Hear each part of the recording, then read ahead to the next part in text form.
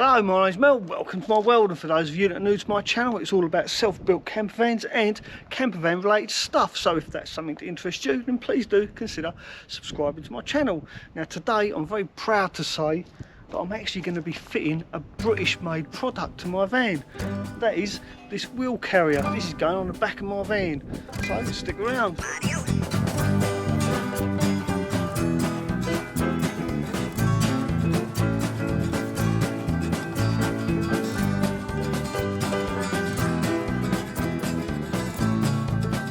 The reason I need a rear wheel carrier is because I've got these rather big off-road tyres. They're BF Goodrich KO2s. For those of you that are interested, the size is 245 75 16, and I do get asked that quite often what the size of my tyres are. So there you go, 245 75 16, and these are so big they won't actually fit underneath my van, so that's why I need a rear wheel carrier on the back doors. Now this wheel carrier, like I said, is made in Britain by a company called Wheeiams. It is actually made from mild steel, and when it's delivered to you it comes unpainted, so you will need to paint this. I've just used Amorite. It was quite a simple case of degreasing it and painting it. Took me all of 10 minutes. I left it overnight to dry. Now I've modified it a little bit, you know me, I like to modify stuff. I've added these pads on the back because this has to go against the back door of the van, so I've put these little pads on there just so I haven't got metal against metal rubbing, and that's really it. Everything else is going to be quite straightforward. It doesn't come with any fitting instructions, but there are instructions online on their website. I'll put a link to their website in the description of this video. Now you will notice I've turned my van round. It's now facing uphill rather than downhill, and there's a reason for this. I'll talk about that next. So the reason I've parked my van so it's facing slightly uphill is because on the website it clearly says in the instructions, let's just do this, you need to cut these tie rods on the hinges. When you do that, there's a chance that the door could move inwards and smash your back lights. So to prevent that, if I let go of my door, you'll see now, because my van's facing uphill, it naturally wants to hang away from the van. It doesn't want to swing round and touch the van. So that's why I've turned the van round, just as a precaution. Right, so let's take a closer look at the hinges and I'll show you what needs to be done. So we need to remove these tie rods inside the hinges, and to do that I'm going to cut down the middle first here. So I'm going to make a cut straight down there. Well, actually no, it'd be easier to do it this way. The angle grinder will fit. So I'm going to cut at an angle going from corner to corner across this tie rod, and then once that's cut there I can then open it up and hopefully cut there and cut there, just to remove the tie rod completely. And to do that I use an angle grinder. Now before doing anything else, I thought it'd be a really good idea to strip all this off, because I need to drill a hole in my door. So before I do take all the hinges apart, I'll take all this weight off of the door by taking all this stuff off first. So here's my first cut. I've cut across this, you can see that there like that. I've cut it across, and as soon as it went through you could tell straight away that the door wants to move in. And to be on the safe side, what I'm going to do, I'm going to take my light out. I'm just going to take the light out just so that way I know my light's not going to get damaged. Yeah, cause it kind of, it's gone really floppy now. So I'm going to take the lens out of my van because I don't want to break my light. So here's a close-up of the hinge now and what it looks like. Now if you're going to be doing this, be very, very careful, because these do tend to flap around and the grinder will grab, it will catch and grab. Yeah, be very, very careful if you're going to do this yourself. So you're going to end up with two pieces like this cut off. You can see where I cut it crossways first to get through the middle, and then just cut the ends off. It's all a bit rough at the moment, but I will smooth it all up later on. So you end up with these two pieces like this. So there you go, and they're quite hot. Right, so all I've got to do now is the top one, and then fit the bracket. As simple as that, really. Right, let's cut the top one. That was difficult. I must say, this isn't simple, all right? This isn't for the faint-hearted. If you've got zero experience using an angle grinder, then I would highly recommend getting hold of someone that's used to using one of these. Don't try and do this if you're not used to using an angle grinder. It really isn't that simple. These things flap around all over the place, and the angle grinder will grab, and you could end up having a nasty accident. So if you're not used to using an angle grinder, then do get somebody to do this for you that is used to using an angle grinder. Someone with experience with using an angle grinder. Shouldn't find it too difficult. But if you've never used an angle grinder before, then don't do this. Right, now my door is held back using a cable tie, so I don't know what's going to happen when I release the cable tie. So I'm going to remove my camera back. Let's see how floppy these doors are now the tyres have been taken off.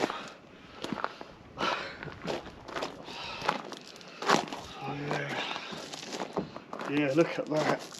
That would definitely hit the glass of the backlight if I hadn't have moved it. Look how close that is now.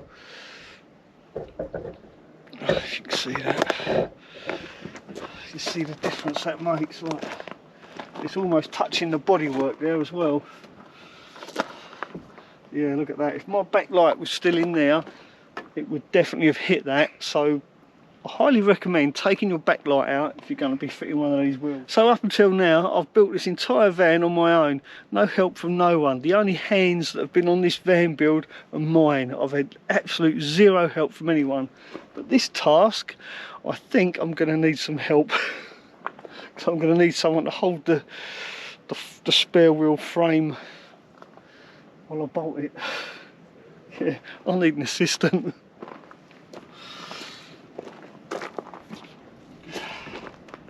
Yeah, that is weird.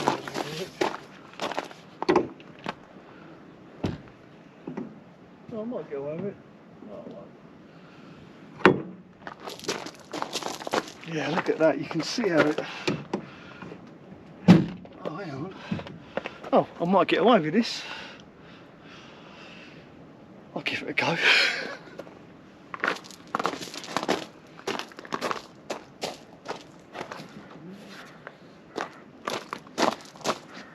Yeah, I think I could do this on my own. Let's have a go, shall we? Won't break a habit of a lifetime. Just put this so it's not in the sun. We can do this. If I can build this van on my own, pretty sure I can do this as well. After all, it's only a nut and bolt, right? How difficult can it possibly be? Unless of course it doesn't line up. Oh, there we go.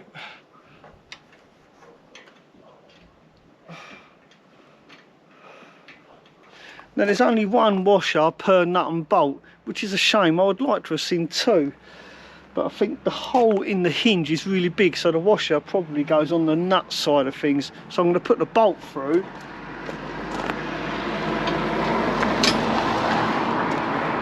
And then the washer and the nut on the inside.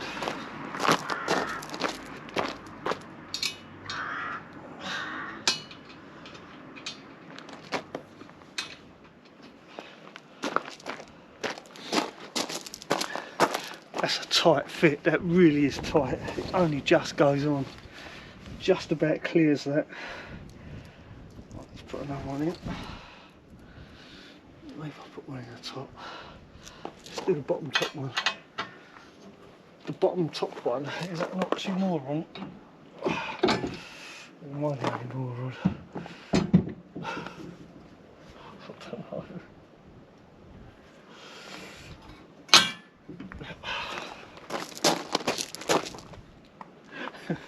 Yeah, don't struggle like me. Get an assistant to help you. I'm trying to do this top one up. You think I can get it in?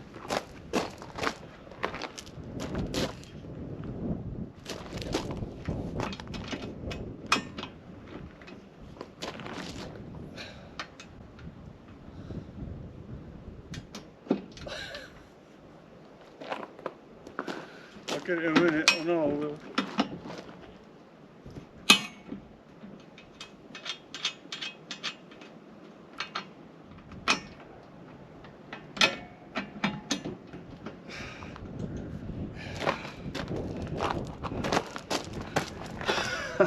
Just need to get my socket set. Well, I'm proud to say I actually managed to get it on there on my own. It was a struggle, so I wouldn't recommend trying to do this on your own. Do get an assistant. Right, so the next job I've got to do is drill a hole through my door, which I'm not really looking forward to. Now here you see I've got to drill a hole through there, put the 5th and final bolt. And I'm kind of thinking, I'm guessing that it ends up. Right. Now I'll put this panel back on whilst I was grinding because I didn't want it catching the insulation on fire.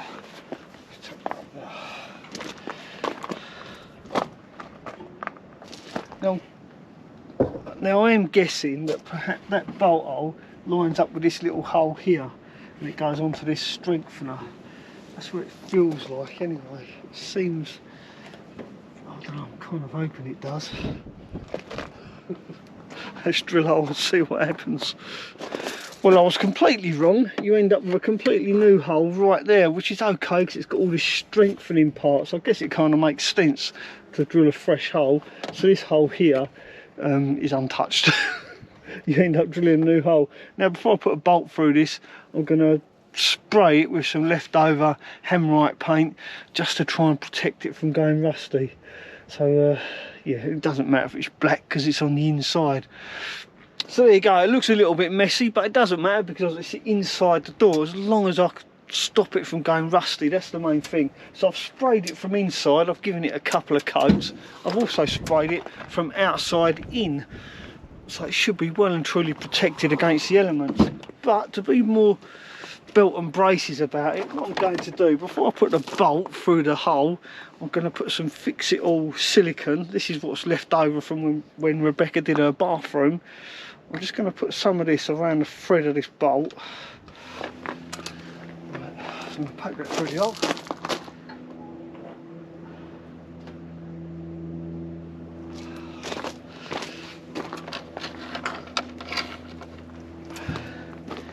It's lovely, lovely and messy. Here's my ratchet.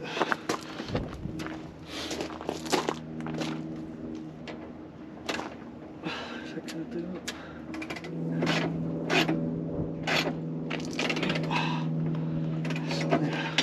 it? Spanner.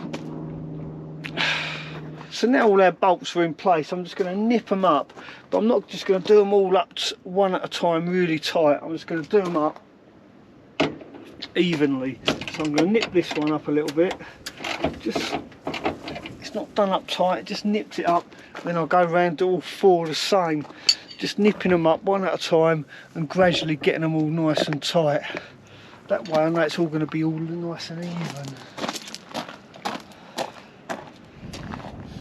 Right, now that's my spare wheel holder mounted to my door. Now I need to mount my spare wheel, which is down here, to my holder. Now let me tell you, this spare wheel, it is not light, it is really heavy. And so now I've got to pick this up and balance it on here and try and line the nuts up as I do them up, and that's no easy task, especially on your own. So I've come up with this idea to help me locate the spare wheel onto the spare wheel holder. Now because I've got these big tyres on my van, I've got locking wheel nuts, which means I've got 4 wheel bolts left over. So what I'm going to do, I'm going to put these leftover wheel bolts, well 2 of them anyway, into my spare wheel holder, and this will help me locate the spare wheel. But what I'm going to do is put them in back to front. So I'm going to put them in from the back through to the front, and this will leave me the stud sticking out, which will help me locate the spare wheel onto the spare wheel holder. And if anyone's ever tried lifting these wheels onto their spare wheel holder, they'll know exactly what I mean about struggling. You can thank me later for this. There we go.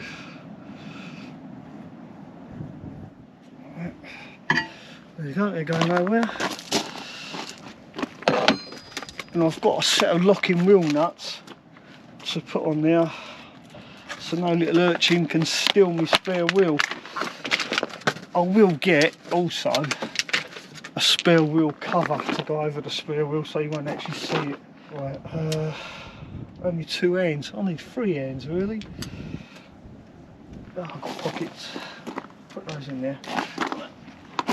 So let's see how easy this is. Oh god, smack myself in the head. There we go. Simple, isn't it, when you think about it? Right. Now remember, my van is facing uphill as well. If the van was round the other way and facing downhill, it'd probably be a lot easier.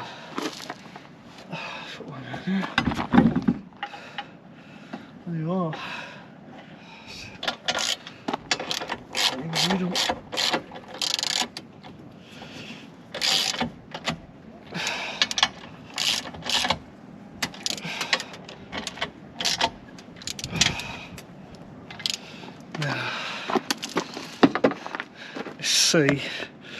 Let's see how much clearance I've got on the other side when I open the door. Let's see how bad this is. This is the thing I'm worried about. Now when I open my door, so if I take the latch off the door, oh, that's alright, that's not bad at all. Hang on, look. The tyre, hang on, let's just show this. It's really nothing to worry about.